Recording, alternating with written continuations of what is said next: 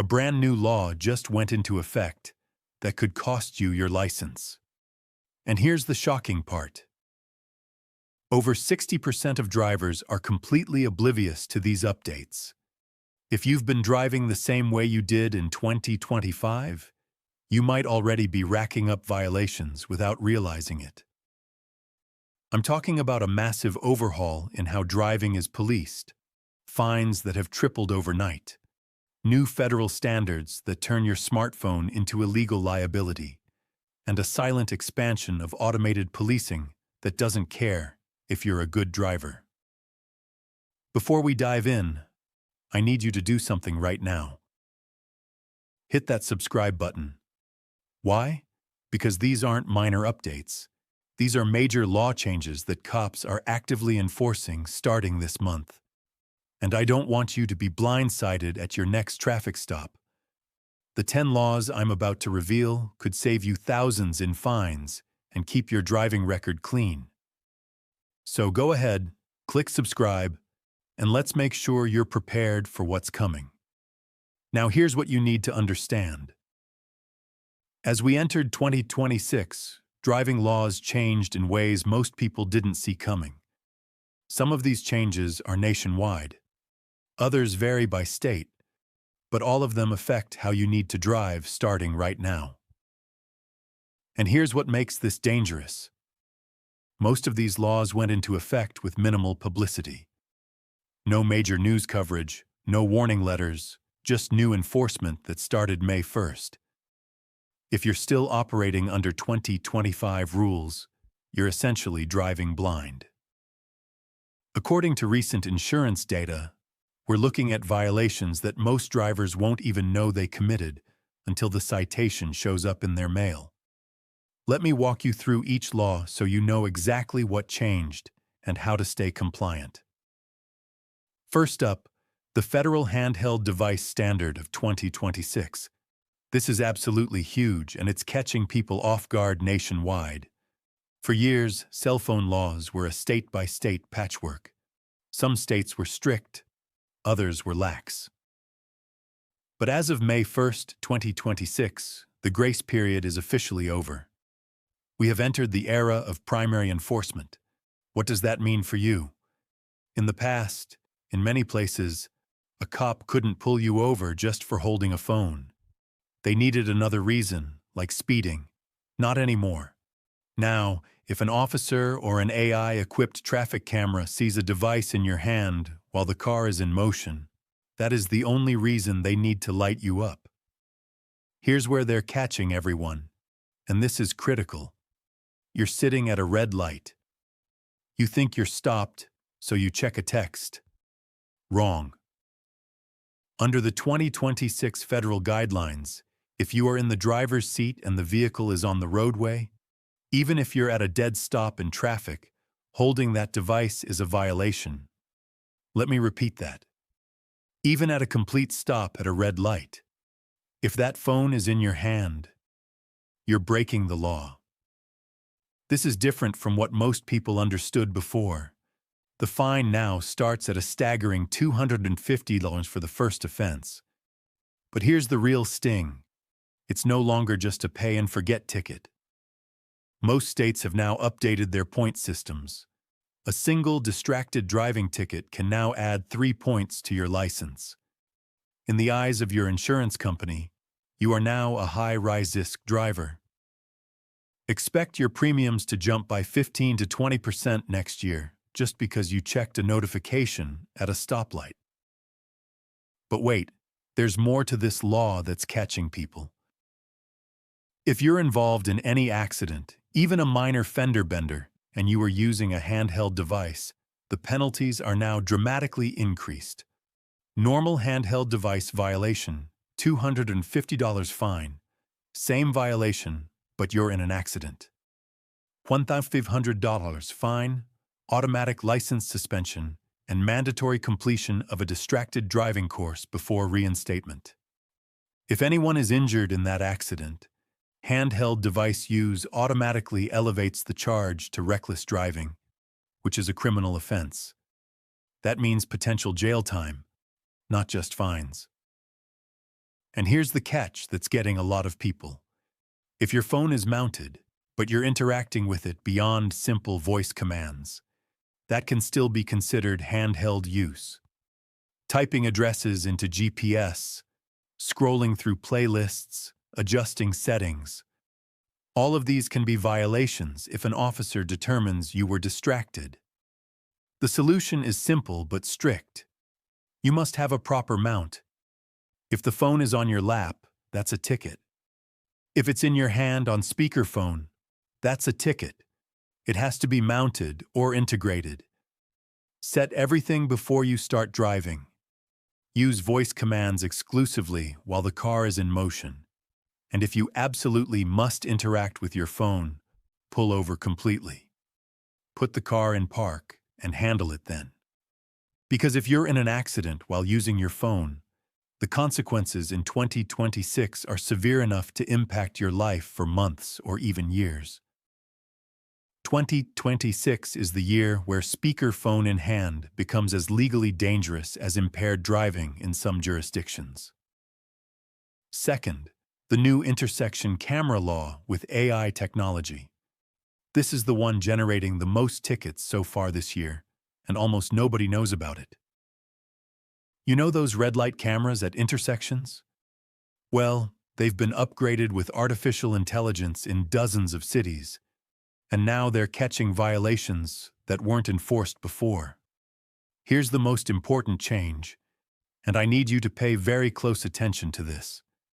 If you enter an intersection on a yellow light and the light turns red before your entire vehicle clears the intersection, that's now a violation. Let me repeat that because this is critical. Your entire vehicle must clear the intersection before the light turns red, even if you entered on yellow. This is completely different from the old rule where entering on yellow was perfectly fine. Now, if your rear bumper is still in the intersection when it turns red, you're getting a ticket. The fine averages 275s, and yes, it adds points to your license. But here's what makes this especially tricky. The AI calculates this down to the millisecond. It knows exactly when the light changed and exactly when your vehicle cleared. There's no margin for error. There's no officer discretion. It's pure calculation. And here's the part that's really catching people off guard. These cameras are also now ticketing for yellow light violations. If you speed up to make it through a yellow light, and the camera determines you accelerated to beat the light, that's a separate violation with its own fine. The system is measuring your speed as you approach the intersection and comparing it to your speed as you enter. If there's a sudden acceleration, the AI flags it as aggressive driving behavior. How do you avoid this? The strategy is simple, but requires changing your habits. When you see a yellow light, stop if you can do so safely. Don't try to beat it. Don't accelerate through the intersection. Treat every yellow light as if it's about to turn red. Because with these new AI cameras, the margin for error is essentially zero. I've already seen reports of thousands of tickets being issued in cities that installed these systems in May. Don't be part of that statistic. The AI doesn't care that you've been driving for 20 years without a ticket. It doesn't care that you only going 2 km/h over the limit. It calculates, it records, it tickets. That's the new reality of 2026. Third, the 500 FT emergency protocol. For decades, the rule was simple. See sirens, pull over, let them pass, then get back on your way. In 2026, that get back on your way part will get you heavily fined and could even lead to arrest in some states. Several states, including Pennsylvania and California, have officially codified a 500 FT trailing distance for emergency vehicles. Here's the mistake most drivers are making. You pull over, you wait for the fire truck to zoom past, and then you immediately tuck in behind it to beat the traffic. Maybe you've done this. A lot of people have. In 2026, that behavior is now illegal.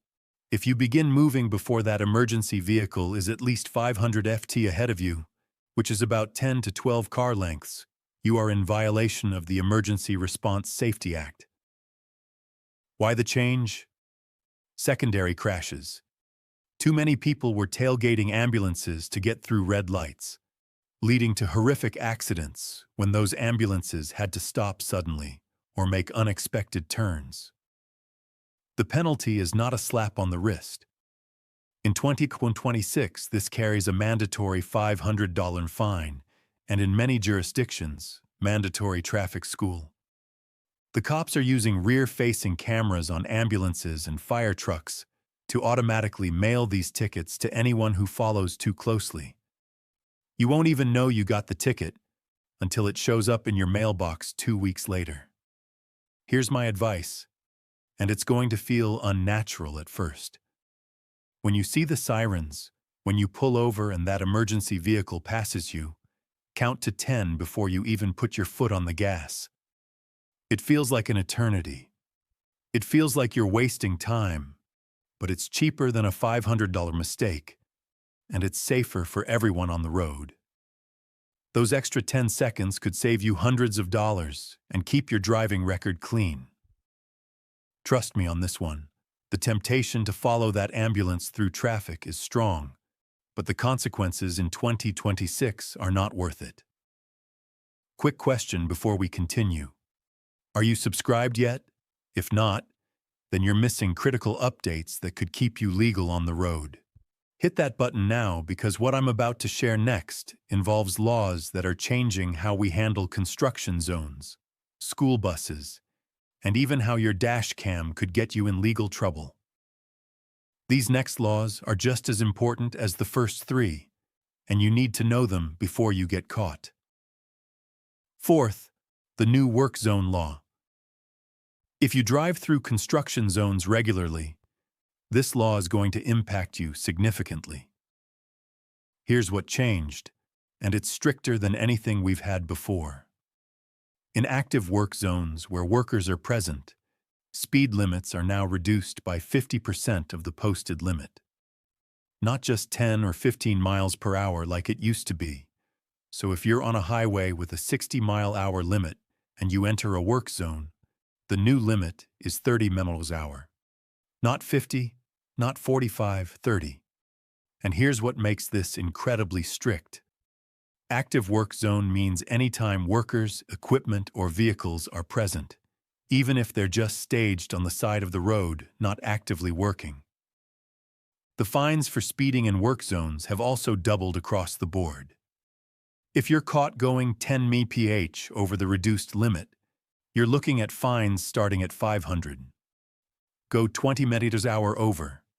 And in some states, that's automatic license suspension plus fines exceeding $1,000. But here's what really makes this law dangerous for unsuspecting drivers. Many work zones now have average speed cameras.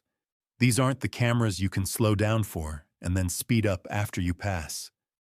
These measure your speed when you enter the zone and when you exit, calculating your average speed through the entire zone. You can't game the system.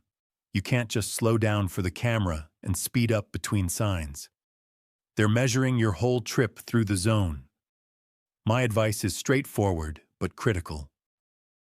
When you see a work zone sign, immediately cut your speed in half. Set your cruise control if possible.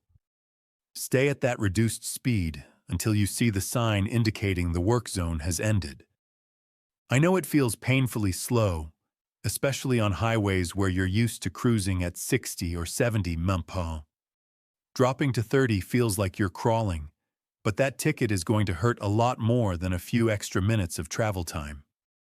And if you get caught going significantly over, you're looking at license suspension, which means no driving at all. The inconvenience of slowing down is nothing compared to the inconvenience of losing your license.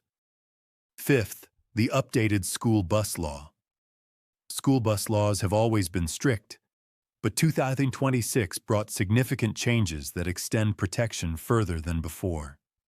Here's what you absolutely need to know.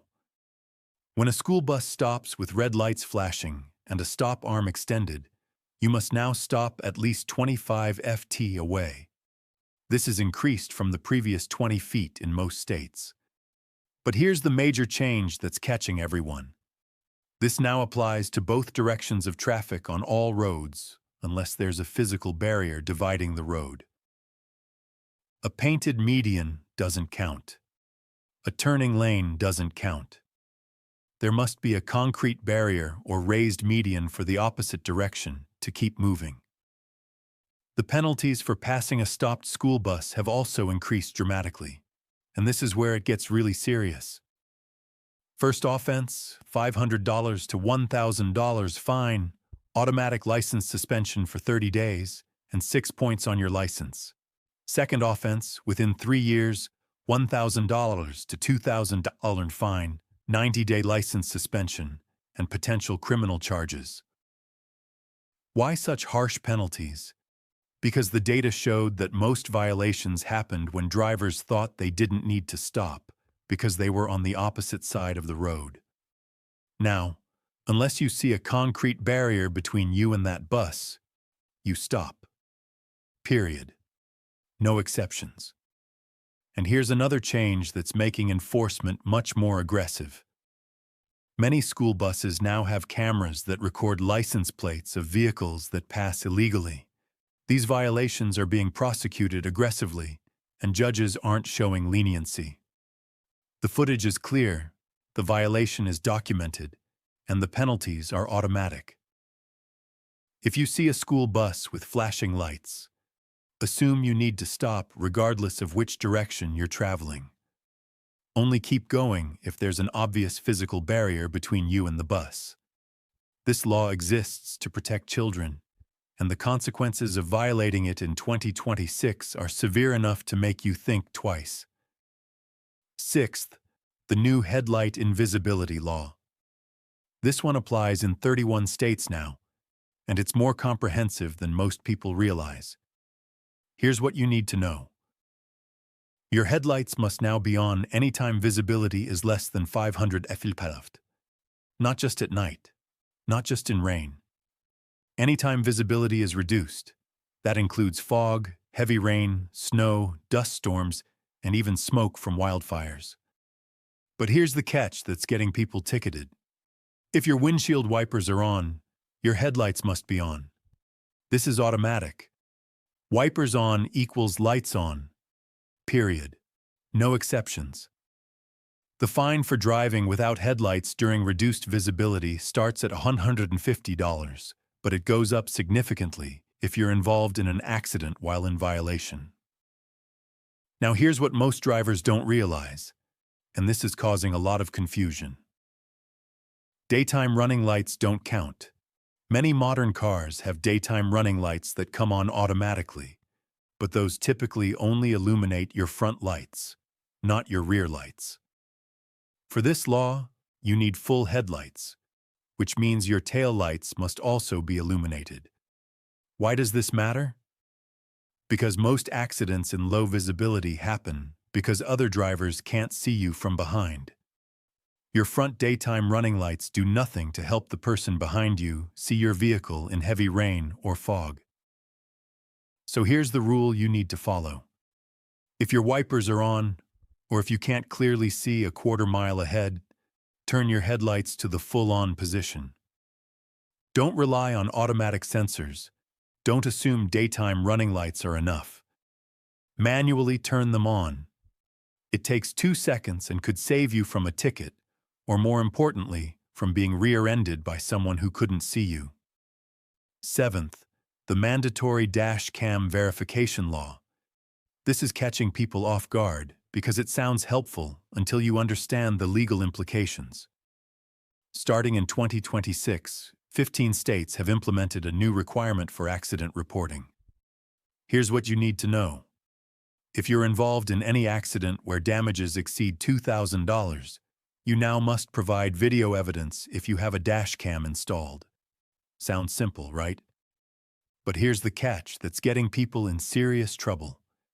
If you have a dash cam visible in your vehicle and you claim you don't have footage, you can be charged with evidence tampering. That's a criminal offense, not a traffic violation. The fine starts at $1,000, but it can escalate to a misdemeanor charge if the accident involves injuries. Now you're probably thinking, what if my dash cam wasn't recording? What if the memory card was full or the device malfunctioned? Here's the problem. The burden of proof is on you to show it malfunctioned. This law was created because too many drivers were conveniently claiming their cameras weren't working when footage would have proven them at fault. Law enforcement got tired of the excuses, so they shifted the responsibility entirely onto the driver. Here's what you need to do to protect yourself. If you have a dash cam, check it every single time you drive. Make sure it's recording. Keep maintenance records showing you've replaced memory cards and updated firmware. Save receipts for any repairs or replacements. Document everything. But here's another angle to this law that's equally important. The placement rules have gotten stricter. California and several other states now require that your dash cam can only be in a specific 5 square inch area, usually the bottom corners of your windshield or hidden behind the rear view mirror. If it obstructs more than a tiny fraction of your view, a cop can pull you over and potentially seize the camera as evidence of unsafe operation. And there's a privacy component you need to be aware of. If your dash cam records audio of a passenger or a conversation during a traffic stop, and you post that video online without blurring faces or muting audio, you could be violating personal data protection acts. In 2026, privacy lawyers are actively looking for dash cam footage posted online. If you catch someone on camera and post it for views, they can sue you. Keep your evidence for the court, not for social media. So here's the decision you need to make. If you want a dash cam, make sure it's properly positioned, functioning perfectly, and that you understand the legal obligations that come with it. Or if you don't want this responsibility, don't mount a visible dash cam. Use a hidden one, or don't use one at all, because once it's visible, you're subject to these laws. Eighth, the new zipper merge requirement on highways and interstates. There's now a mandatory zipper merge requirement in 28 states, and it's causing massive confusion. Here's how it works. When 2 lanes merge into one due to construction or lane closures, drivers are legally required to use both lanes until the merge point, then alternate. One car from the left lane, one car from the right lane, one from the left, one from the right. Now I know what you're thinking. That's how it's supposed to work anyway, right? But here's what's new and what's catching people. Blocking someone from merging or refusing to alternate is now a ticketable offense. If you deliberately prevent a car from merging at the zipper point, you're looking at fines between $200 and $500. But here's the part that's really confusing drivers who think they're being courteous. If you merge too early before the designated merge point, you can also get a ticket. The law requires you to use the full lane until it ends. Why? Because early merging creates longer backups and reduces traffic flow efficiency. So now you're in a weird position where doing what used to be considered polite can actually get you fined. Traffic engineers found that through traffic, staying in lanes too early was causing what they call merge turbulence, which leads to those frustrating slowdowns and increased accident risk. Here's my advice for navigating this new reality. When you see a merge ahead, stay in your lane until you reach the actual merge point. Don't try to merge a 4 mile early thinking you're being courteous. And when you're in the continuing lane, let exactly 1 car in when they reach the merge point. 1 for 1. That's the law. Now, it might feel strange if you're used to the old way, but this is how 2026 works. The goal is traffic efficiency, and the law now enforces it with fines. Ninth, the Through Traffic Lane Designation Law. This one is rolling out in 23 states, and it's causing absolute chaos on the morning commute. On highways with 3 or more lanes, the far right lane is now designated for merging and exiting only during peak hours, usually 6 a.m. to 9 a.m. and 400 p.m. to 7 p.m. The logic behind this seems sound. Traffic engineers found that through traffic, people driving 20 or more miles without exiting, staying in the right lane was causing what they call merge turbulence.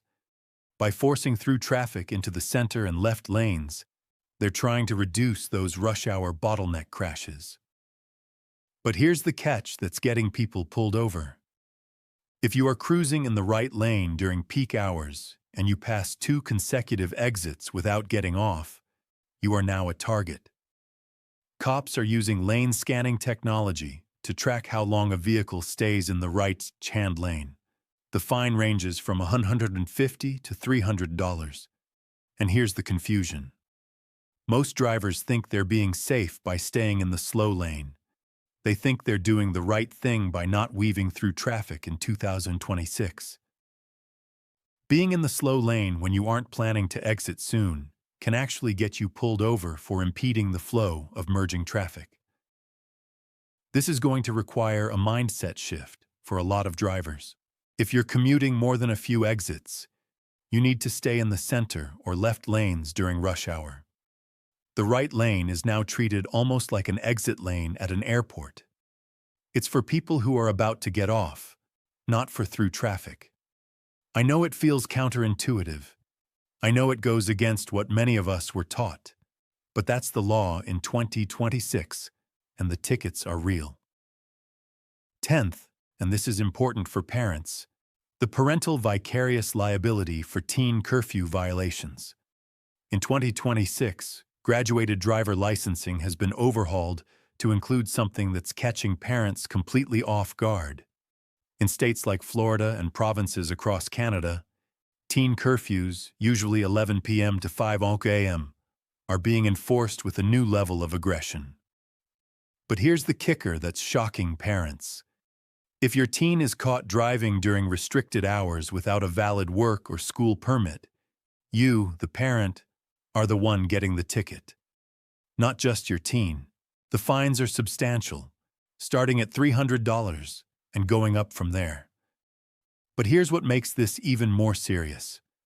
If your teen has an accident at 1 a.m. and they were supposed to be home by 11 p.m., your insurance company can now legally deny the claim because the vehicle was being operated in violation of state curfew laws. You could be on the hook for hundreds of thousands of dollars in medical bills personally. The insurance company will argue that the vehicle was being operated illegally, which voids coverage. In 2026. I didn't know they took the keys is no longer a legal defense. The law now views a car in the hands of a restricted teen as a dangerous instrument that the owner is responsible for securing. Some regions have gone even further. In certain jurisdictions, if an underage or unlicensed teen is caught driving, the vehicle owner can face criminal charges, not just fines. We're talking about potential jail time in the most extreme cases. The message from lawmakers is clear. Parents are now legally responsible for ensuring their teens follow driving restrictions. The solution is straightforward, but requires diligence. Lock your keys up. Know where your teen is and when they'll be home. If they have a legitimate reason to be driving during restricted hours, make sure you have the proper documentation from their employer or school. Don't assume they'll follow the rules. Don't assume it won't happen to you. In 2026, the consequences for parents have become severe enough that you need to take this seriously. So here's what you need to remember. 10 major driving laws changed as we entered 2026, and most drivers are completely unaware. From the federal handheld device standard to AI-powered intersection cameras. From the 500 FT emergency vehicle buffer to stricter work zone enforcement and parental liability for teen drivers. These aren't suggestions or recommendations. These are active laws being enforced right now. The intersection camera law with AI technology is generating the most tickets so far this year. Remember, your entire vehicle must clear the intersection before the light turns red, even if you entered on yellow. The handheld device law now means even touching your phone at a red light can cost you $250 and 3 points on your license. Look, I spent days researching these changes, reading through state legislation, and talking to traffic attorneys so you don't have to find out about these laws through a ticket in your mailbox or flashing lights in your rearview mirror. The least you can do is hit that subscribe button to support this channel and make sure you stay updated as more changes roll out throughout 2026. Because here's the reality.